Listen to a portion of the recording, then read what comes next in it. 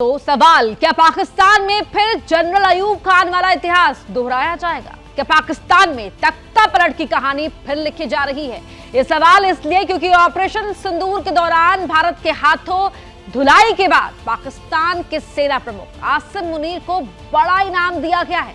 पाकिस्तान के सेना प्रमुख जनरल मुनीर को शहबाज शरीफ सरकार ने फील्ड मार्शल बनाया है। हालांकि मुनीर पाकिस्तान के दूसरे फील्ड मार्शल हैं। इनसे पहले 1959 से 1967 के बीच अयूब खान ने खुद को फील्ड मार्शल के रैंक से नवाज लिया था और तख्ता पलटकर पाकिस्तान पर शासन चलाया। लेकिन भारत से हार के बाद भी आखिर आसिम मुनीर को इतना बड़ा पद क्यों दिया गया? क्या शहबाज शरीफ ने डरकर ऐसा किया और अपनी कुर्सी बचाने के लिए एक फेल्ड सेना अध्यक्ष को फील्ड मार्शल बना दिया? आगे पाकिस्तान जिंदाबाद, पाकिस्तान जिंदाबाद, जिंदाबाद, जिंदाबाद।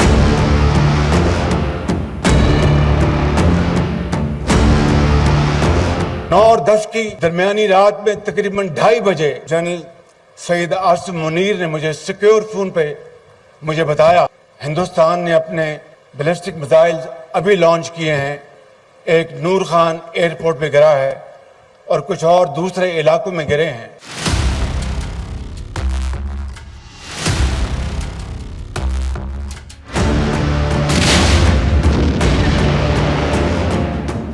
जो सेना अपने 11 एयरबेस ना बचा सकी,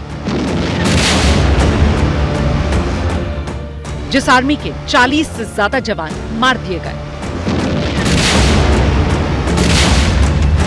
जिनकी निगरानी में छिपा कर रखे गए 100 से ज्यादा आतंकवादियों को भारत ने मिट्टी में मिला दिया। वीडियो कैच होगी।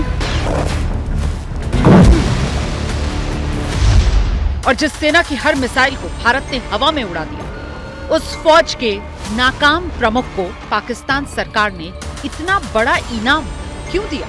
जिस तरीके से उन्हें प्रमोशन दिया गया है वो इस बात को स्पष्ट रूप से दर्शाता है कि पाकिस्तान की सेना अपनी जो डोमिनेंस को, अपने पूरे पाकिस्तान के एस्टेब्लिशमेंट पर जो उसका कंट्रोल है उसको बनाए रखने के लिए किसी भी हद तक जा सकती है।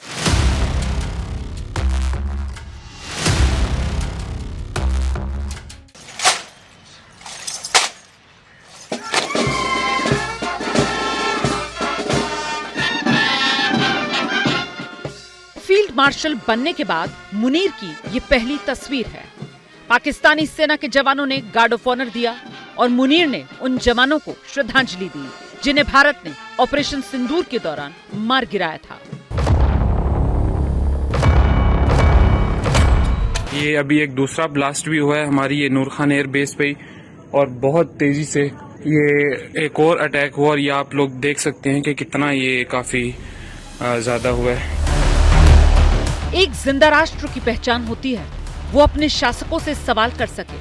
भारत में युद्ध जीतने के बाद सरकार से विपक्ष सवाल कर रहा है। दूसरी तरफ पाकिस्तानी सेना प्रमुख जनरल मुनीर को भारत पाक युद्ध में हार के लिए प्रमोशन दिया जा रहा है। और एक पाकिस्तानी के मुझे इनके ऊपर फख्र है, ये कौम के फख्र है, कौम के फख्र, कौम के बेटे हैं ये बिल्कुल। सवाल उठता है कि ये कैसे संभव हो रहा है? क्या पाकिस्तानी अवाम ने भी अपनी आंख, कान, मुंह सब बंद कर लिए? दरअसल मुनीर को मिला फील्ड मार्शल का तमगा झूठ और मक्कारी का इनाम है।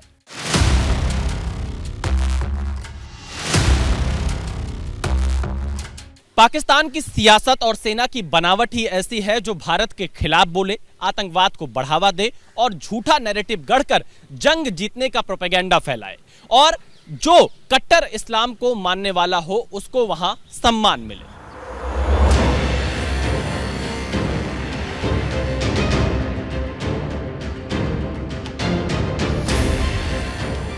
ये सारी खूबियां जनरल मुनीर में हैं।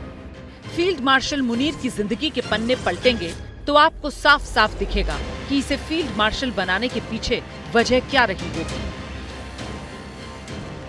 पहली वजह, कट्टर इस्लामिक।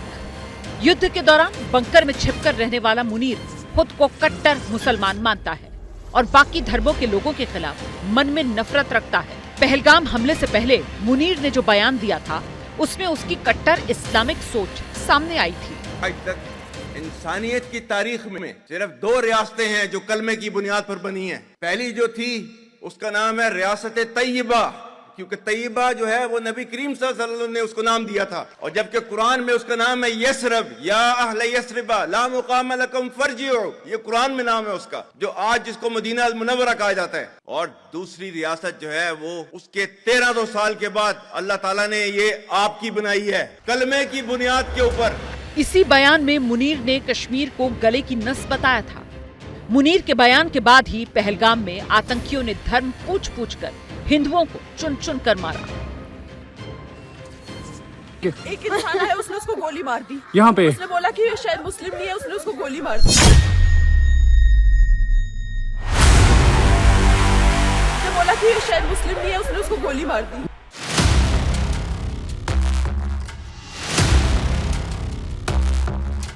जब जांच आगे बढ़ी तो इस बात का पता चला कि हमले में पाकिस्तानी सेना के कमांडो भी शामिल थे, और इस बात को पाकिस्तान के कई पत्रकार भी मान रहे हैं कि इसके पीछे साजिश का एंगल आसिम मुनीर का भी हो सकता है।